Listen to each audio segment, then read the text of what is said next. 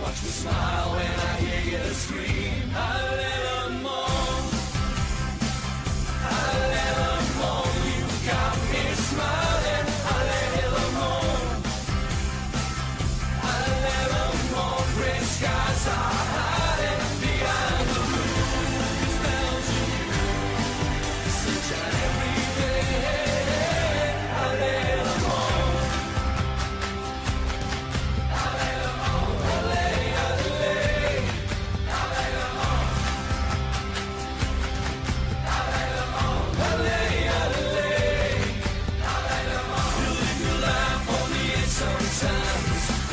Turns out okay.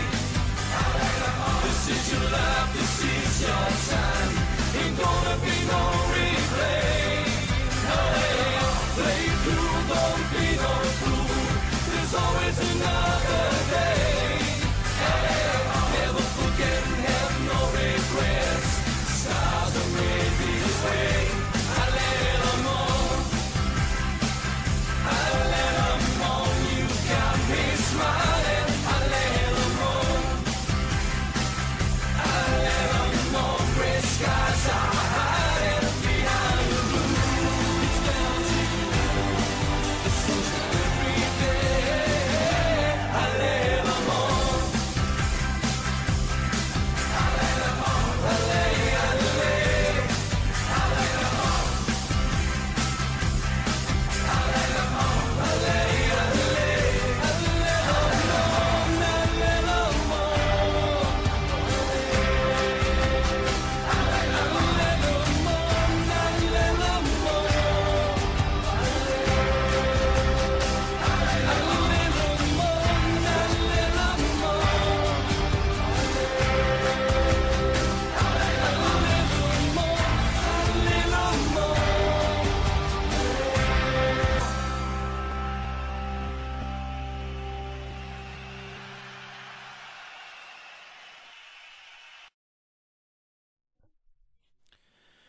Bonjour à tous, nous allons faire le bilan donc pour cette saison 2030-2031. Nous sommes le 29 mai, nous venons donc de perdre la finale de la Ligue Europa comme vous venez de le voir. C'est une saison malgré tout très positive, hein. Très positive parce que on a atteint cette finale de la Ligue Europa, on a plutôt bien figuré dans la Ligue des Champions même si on s'est fait éliminer au début. La faute à un tirage qui ne nous a pas favorisé au départ. On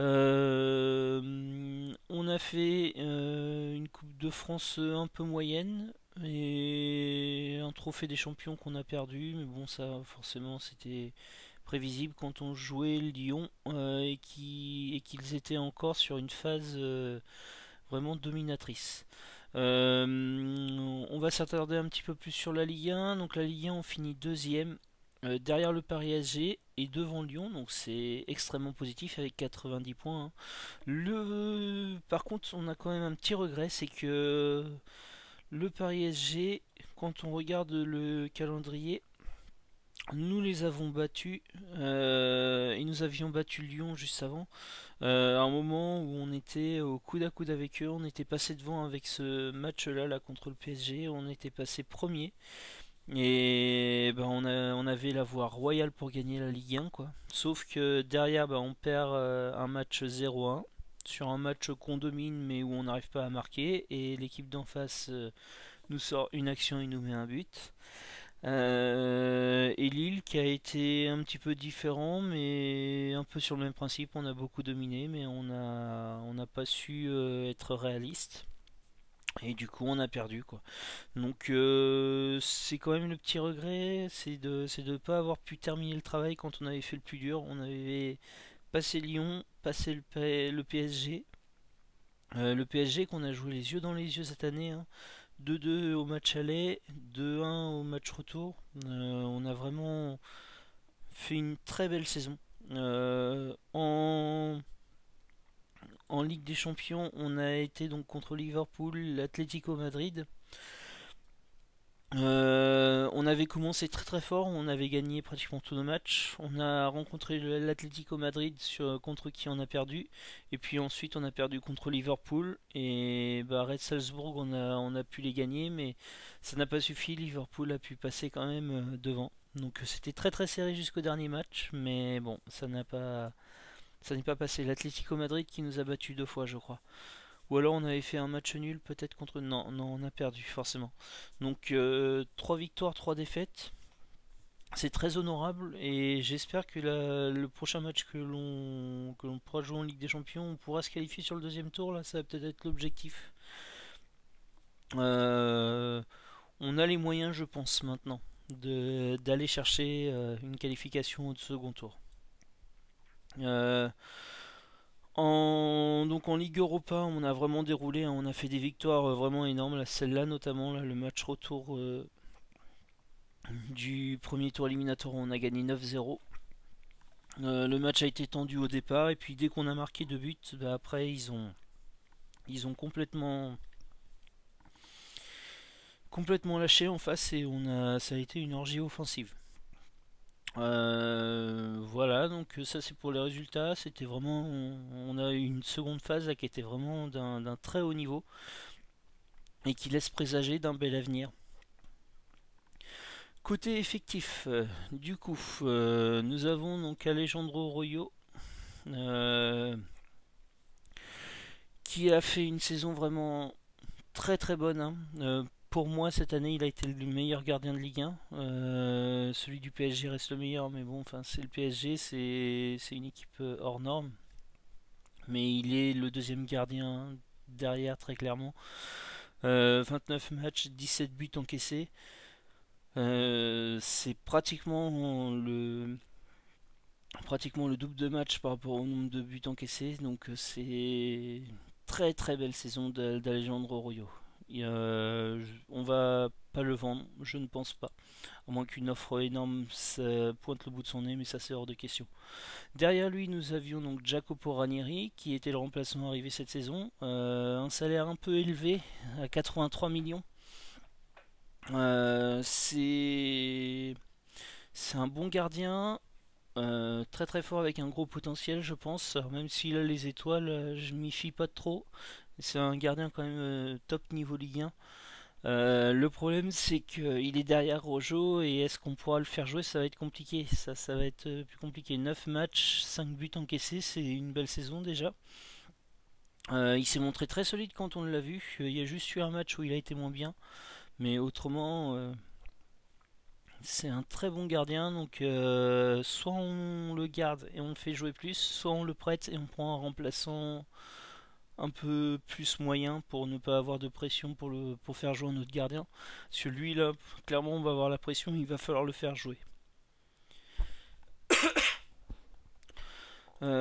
Sur l'arrière gauche, Sagdas Demiran, donc avec sa personnalité de ses mercenaires, il a été embêtant au début de saison, mais un peu moins sur la deuxième partie.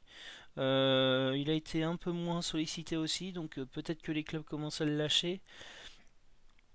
Il a 24 ans, il est encore sur des qualités très fortes. Alors c'est toujours la même chose, hein. Soit j'en ai 25-30 millions et je le laisse partir pour chercher un autre arrière latéral de même niveau, soit je le conserve. Pour l'instant, j'ai pas forcément énormément de pistes pour le remplacer. Les latéraux, c'est toujours très compliqué. Donc, pour le moment, il y a de fortes chances qu'il reste ici, mais malheureusement ou heureusement, ça dépend. Derrière lui, nous avions Sullivan Chauvin, donc le petit joueur du cru du club. Euh, c'est une très belle saison, hein. 7,22 de moyenne. Offensivement, il pêche énormément, mais défensivement, il tient sa place. En Ligue 1, il est vraiment solide. Donc, je pense qu'on va le conserver, hein. Il n'y a pas à chercher plus loin pour le moment. Il n'y a pas de raison de le laisser partir. Euh, sur la défense centrale, Igor Yurjev, qui avait la tâche compliquée de prendre la place de titulaire derrière Je sais plus quel était son nom déjà, le défenseur central là, du Costa Rica qu'on avait et qui nous posait problème avec sa personnalité. Lui, il a une personnalité perfectionniste. Il sort une énorme saison, hein, 7,54 de moyenne en UEFA. En Ligue 1, 7,28. Il a 735 de moyenne. Il a 8 buts aussi. C'est un joueur de tête, donc on le joue sur les coups de pied arrêtés beaucoup. Il manque légèrement de détente verticale, mais il a des qualités de vitesse qui font le reste. Donc, ouais, vraiment très très fort joueur là pour le coup. Lui, il est invendable cette saison. Euh, sur l'autre versant de la défense centrale, Yann Dubois, donc 21 ans, qui est vu comme le nouveau Laurent Blanc. Oui, c'est toujours le cas. Euh, ben, c'est un très bon joueur. Maintenant, je vais peut-être avoir besoin de chercher un défenseur central titulaire qui sera meilleur que lui. Dans le sens où j'ai peut-être besoin de passer un cap sur cette défense centrale. Euh, il est très fort, il a du potentiel, mais il tarde un petit peu à le confirmer quand même. Donc, même s'il a que 21 ans, hein, mais moi là je vais avoir besoin probablement de devenir fort tout de suite à tous les postes. Donc, à voir. C'est un joueur qui va rester au club, ça c'est sûr. Maintenant, à voir si on ne le mettra pas remplaçant. Ça, c'est une question qu'on va avoir. Il a été sur une meilleure saison que Sadiki cette année. 7,16 de moyenne. C'est très très solide. Donc, il est très très bon. Mais faudrait qu'on réussisse à s'armer un peu mieux sur ce poste-là, là, je pense. Derrière, donc en remplaçant, nous avions Sadiki qui était en passe de devenir titulaire la saison dernière et cette année, il est moins bon, je trouve. Il sort quand même une saison à 7,20, hein, mais ses qualités de vitesse nous gênent un petit peu pour le coup. Il a de la détente verticale, mais il n'a pas de jeu de tête. Et je pense que tout ça, ça lui pèse un peu. Alors, il a un placement énorme, hein. Défensivement, il est assez énorme. C'est un défenseur relanceur. Donc, pareil, j'ai pas forcément envie de m'en séparer. Mais c'est pas. J'attendais à ce qu'il devienne plus tranchant que ça, donc et pour l'instant il l'est pas. Et je suis pas sûr qu'il le devienne un jour malgré toutes ses qualités. Donc je pense que ce sera un remplaçant de qualité, de très grande qualité, mais je pense que ça restera là.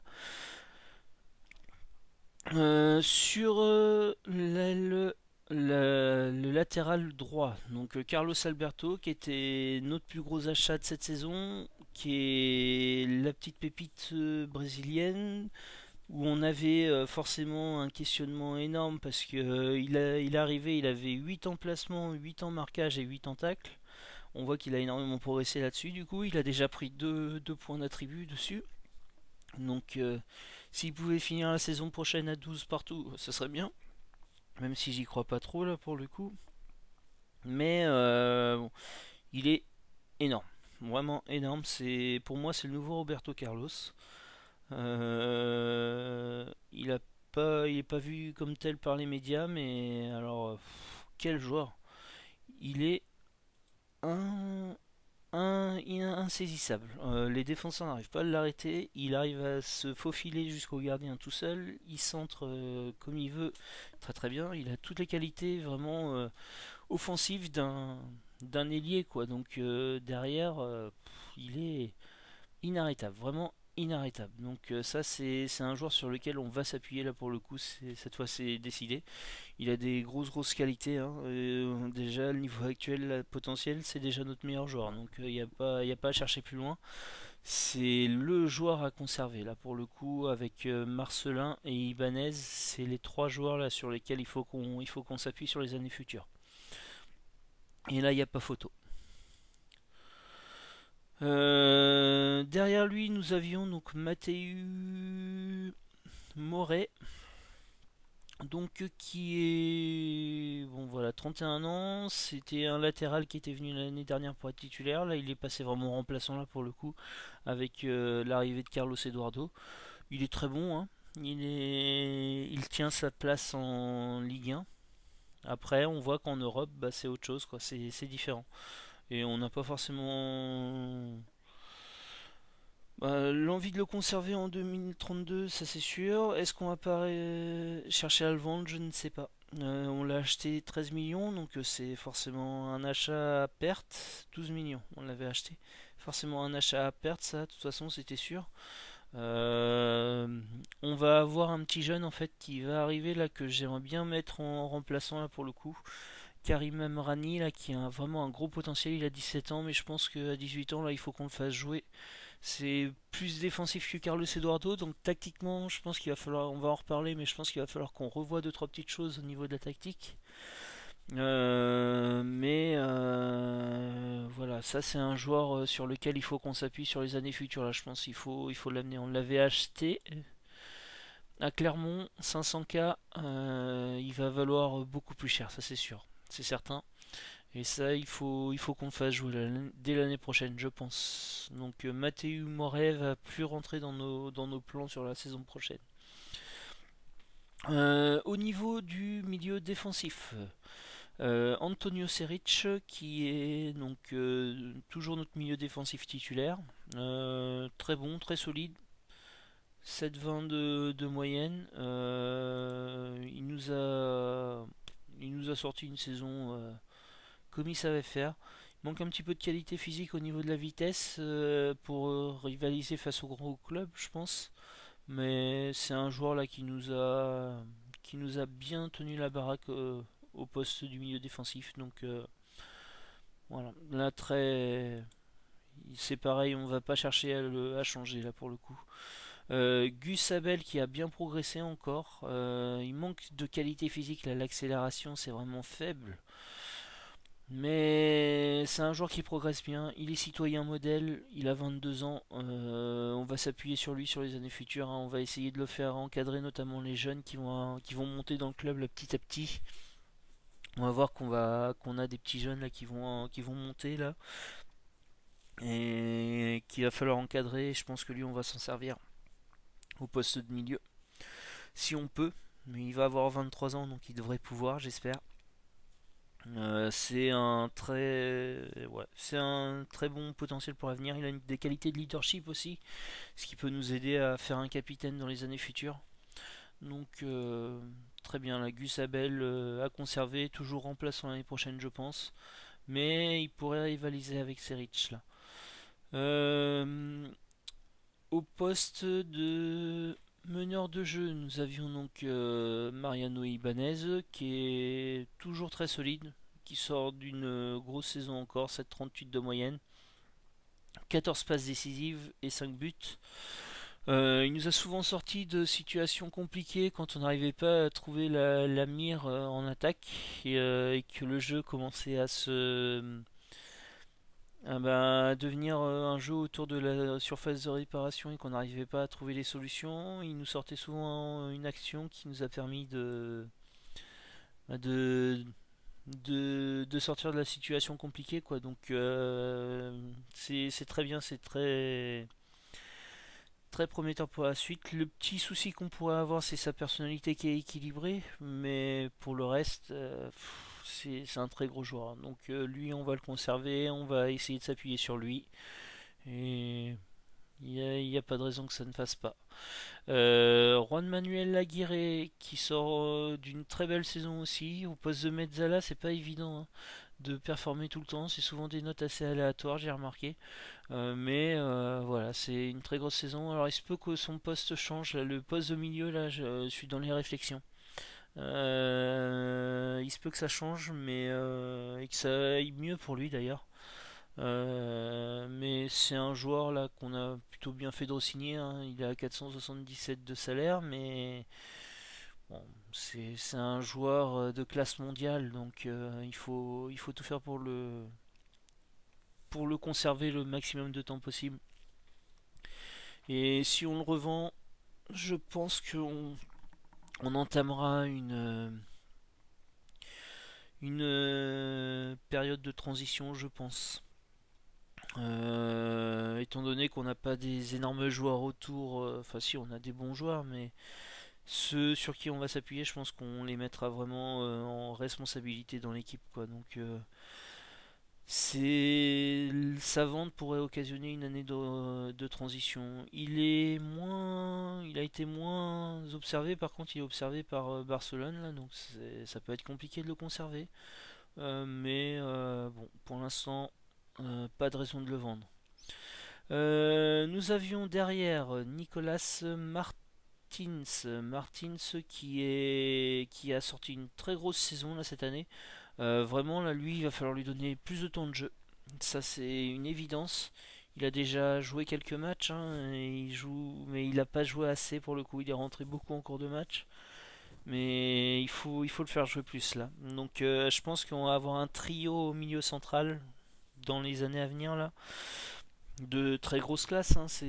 On a vraiment de la classe européenne là, de très bonne facture.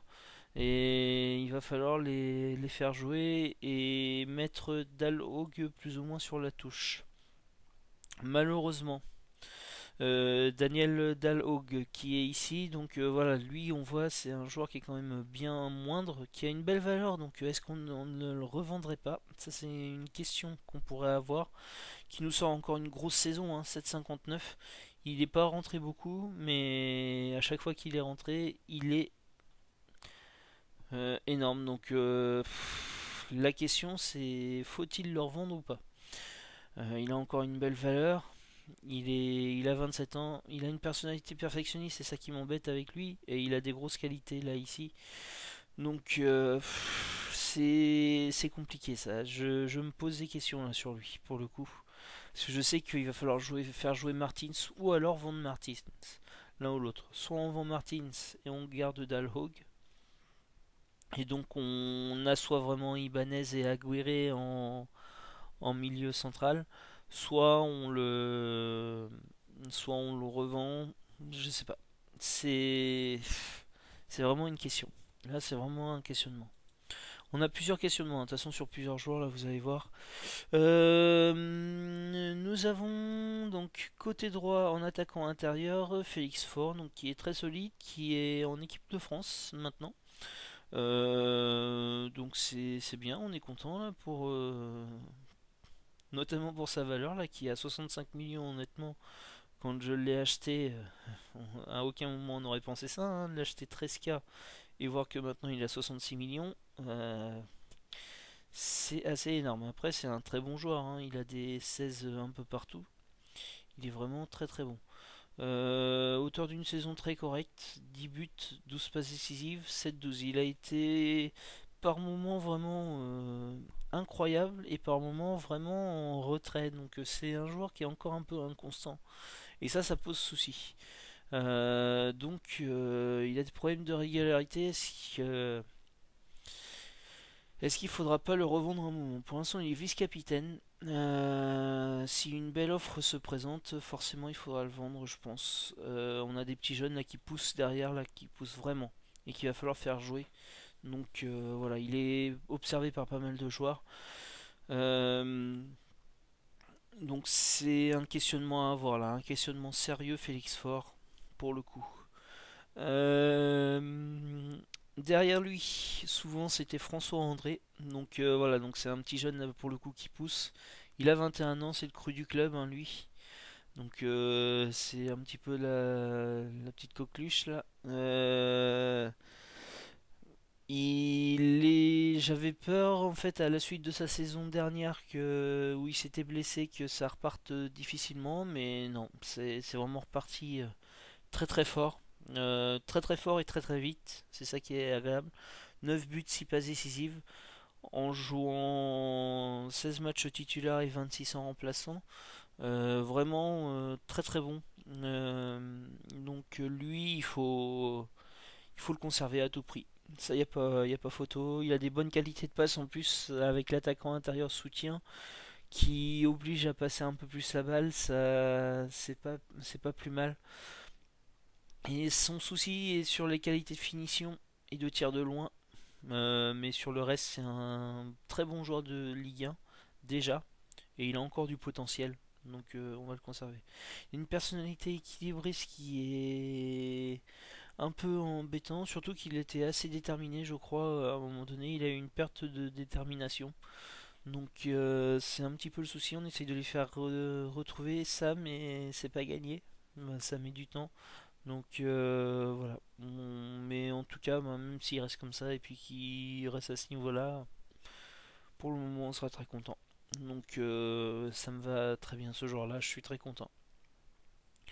Du côté gauche, donc Gérard Marcelin, donc qui est alors là notre la pépite là pour le coup.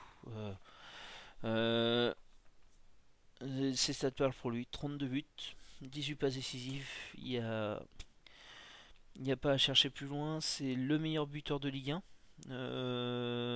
Pas loin d'être le meilleur passeur aussi, je crois qu'il est deuxième meilleur passeur dans les meilleures notes de Ligue 1. C'est un joueur là qui est en train de devenir un joueur de classe mondiale là pour moi. Je crois qu'il commence à être observé. Non, même pas. Toujours pas. On l'a re-signé là tout de suite. Quand j'ai vu là sa deuxième partie de saison, il a tardé à se mettre en marche en fait. En première partie de saison, il c'était un peu poussif. Et puis alors en deuxième partie de saison, il a été mais incroyable. Euh, Pratiquement un but par match. Bah, ses qualités de finition hein, font un peu tout. Mais il est déterminant à tout moment. Et il débloque des situations. Là, il est assez régulier dans l'ensemble. Il n'y a que quelques matchs qui m'a raté, mais sinon sur le reste, il a toujours été très fort. Le fait de marquer un but, bah forcément ça améliore la vision sur lui. Le problème, c'est sa perte de détermination là à 13. Ça m'inquiète et je sais pas comment changer ça. D'autant que, alors si je fais un rapport de mon entraîneur, je crois qu'ils ont du mal à me dire ce qui va pas. Je vais réessayer là pour voir justement. Euh, Là. Donc qu'est-ce qu'il me dit? Il me dit que ouais voilà, il y a rien de négatif. Donc je ne comprends pas pourquoi il perd de la détermination là. Est-ce que ça peut arriver chez certains joueurs? Je ne sais pas, mais là ça c'est un peu embêtant ça. Mais sinon sur le reste, ben, c'est un joueur vraiment. Il me fait penser à Thierry Henry en fait. Très grand, très rapide et très très technique. Redoutable, vraiment un joueur redoutable. Là, ça c'est le joueur sur lequel il faut qu'on axe nos années futures, très clairement. Avec Carlos Eduardo donc et Ibanez en deuxième plan, mais lui et Carlos Eduardo, les deux joueurs de l'avenir du club, très clairement. Gabriel Lemoine, qui est sur une saison un peu mi-figue mi-raisin, je trouve. Par moments ça a été bon, par moments ça a été pas super bon. Un peu en perte de vitesse, je pense. Est-ce qu'il serait pas temps de le vendre? C'est pas impossible. Il n'a pas forcément les moyens de devenir exceptionnel en termes de potentiel. Il, il a des qualités en fait où il faut qu'il fasse la différence un petit peu tout seul. Et le problème c'est que bah, il me sort des saisons un petit peu une bonne saison, une mauvaise saison, une bonne saison, une mauvaise saison. Je pense que c'est pas forcément quelque chose sur lequel il faut qu'on compte sur l'avenir là pour le coup. Voilà, si j'en crois le truc, logiquement l'année prochaine il devrait nous faire une bonne saison, mais moi j'ai besoin qu'il soit bon toutes les saisons. Donc ça, grosse réflexion à avoir sur Gabriel Lemoine. Il est observé par West Brom. Ouais, à voir. Faut pas qu'on le vende n'importe quoi non plus, mais ça peut être un joueur à chercher à vendre. Euh, Au niveau de le buteur, donc Goebbels. Alors lui, j'étais sur la réflexion de vendre ou conserver. Je pense plus ou moins m'être positionné. Les stats, 25 buts, 7-11 de moyenne. En buteur, je pense qu'il est très solide. Les remplaçants que j'ai mis derrière lui sont mi-figue mi-raisin. Lui, ça a été plutôt assez complet dans l'ensemble. Donc je pense qu'il va falloir qu'on conserve. C'est un joueur d'expérience, c'est un joueur qui est solide, qui est régulier de saison en saison, qui a tout pour continuer quoi. Peut-être un petit peu moins bonne cette saison-là, ouais. 6,93, mais bon, c'est voilà, c'est vraiment, c'est un joueur dont on peut encore en tirer des choses, donc j'ai pas forcément envie de le vendre. Je pense qu'on va essayer de leur signer pour 1 ou 2 ans là encore derrière ces 2032. À voir. Ça va être un questionnement, mais il va falloir le faire maintenant si on veut le vendre derrière. Il va falloir le faire là sur l'été là, si on le resigne. Après, j'ai pas envie de leur signer à n'importe quel prix non plus, hein. C'est clair que s'ils nous demandent un salaire au-dessus de 300K là, c'est même pas la peine. Il faudra pas aller au-dessus de ces 300K là, je pense. Et ça, c'est pas impossible qu'ils les réclament. Donc, à voir. Donc, il est pas impossible qu'ils partent, mais on préférerait le conserver, je pense. L'autre recrue phare de la saison qui était donc Acevedo, qui est ici, Wilson Acevedo, qui a fait une belle première saison, je trouve, un peu inconstant. Parfois il nous sort des gros matchs, parfois c'est moins bien, mais il a montré des belles qualités quoi. Euh, c'est un joueur qui est très complet dans l'ensemble, qui manque de qualité dans le domaine aérien et qui nous empêche de le faire jouer attaquant complet notamment. Après, est-ce qu'on pourrait ne pas le faire jouer attaquant complet? Ça peut être un questionnement quand même à avoir. Pour l'instant, je fais jouer attaquant avancé derrière Goebbels. Principalement, je le faisais jouer aussi derrière Marcelin. Je le trouve meilleur en fait en attaquant avancé derrière Goebbels. Maintenant, est-ce que attaquant complet il pourrait pas faire? Ça c'est un questionnement à avoir. Euh, 10 buts, 4 passes pour une première saison, c'est très bien. Il est arrivé au club. Il a joué, mais c'était pas non plus un titulaire, donc ouais. J'ai un bon a priori sur ce joueur-là. On va le conserver là, lui. Il n'est pas question de le vendre pour le moment. Côté finance, alors oui, c'est pour ça que j'ai beaucoup parlé de vente, c'est parce que côté finance, là, on atteint un petit peu les limites. On a 4 millions de budget salarial et on est à 4 millions 289. Alors on peut gérer avec le budget des transferts hein, aussi, mais je pense qu'il va falloir vendre au moins un joueur. Essayer d'assainir un petit peu ces finances-là. On est très bien, hein. On est sur quelque chose qui descend, mais qui descend pas de beaucoup chaque saison. Donc on est très bien pour tenir. Mais bon, ce serait bien d'essayer de remonter ça un petit peu. Je pense. Essayer de ne pas dépasser justement le budget salarial déjà. Ça c'est une certitude. Donc il y a peut-être une revente là, étant donné ce qu'on aimerait en fait savoir, c'est un joueur là qui nous permette de passer un cap là pour le coup. On est solide sur un petit peu tous les postes, mais on est très très jeune, donc il faudra un joueur d'expérience. Et je pense que sur la défense centrale, ce serait pas mal d'avoir un vrai défenseur d'expérience là pour le coup. On est vraiment très très jeune et assez frais sur la défense centrale. Donc voilà la réflexion que j'ai actuellement. Au niveau de la tactique, voilà, c'est ça qui me reste à parler et qui est assez important. Donc voilà, avec Carlos Eduardo là qui monte, on va avoir une réflexion à avoir parce que sur le côté droit, on va forcément s'ouvrir un peu plus. Ça c'est déjà arrivé un petit peu cette saison, mais pas tant que ça au final. Alors la question c'est le problème c'est que si je passe à Guiri de ce côté-là simplement en Mezzala, parce que lui il va forcément défendre de ce côté-là plus rapidement, mais il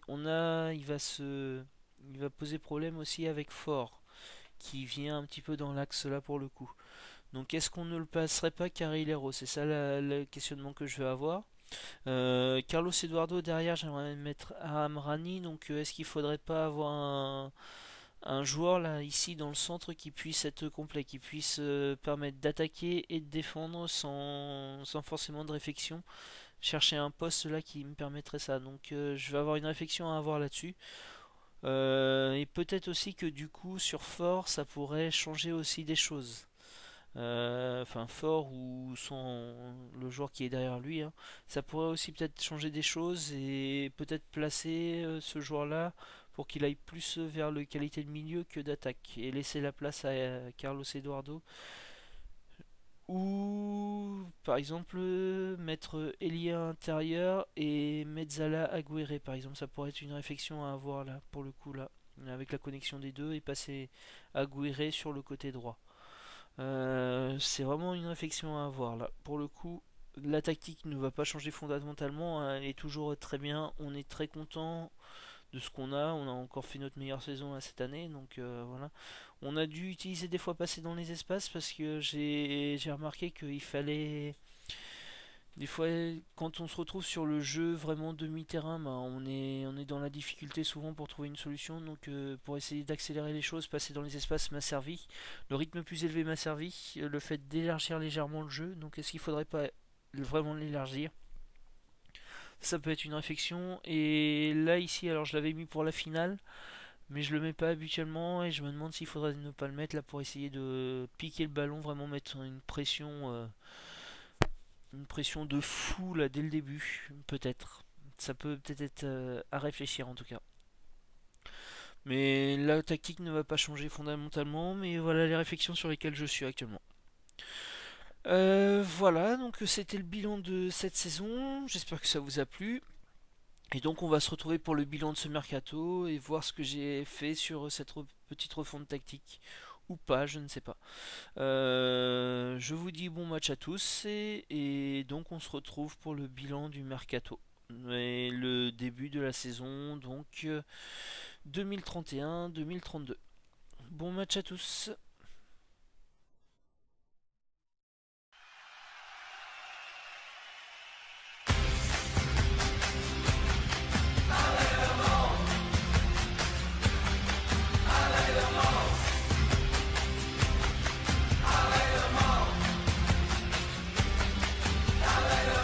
Take a look inside an open book and tell me what you wanna see. Play it slow, score the leading goal. Depends on who you wanna be. You wanna play 24 hours a day? Then welcome to the city scene. I got a dream and there's no stopping me. Watch me smile when I hear you scream. Hallelujah.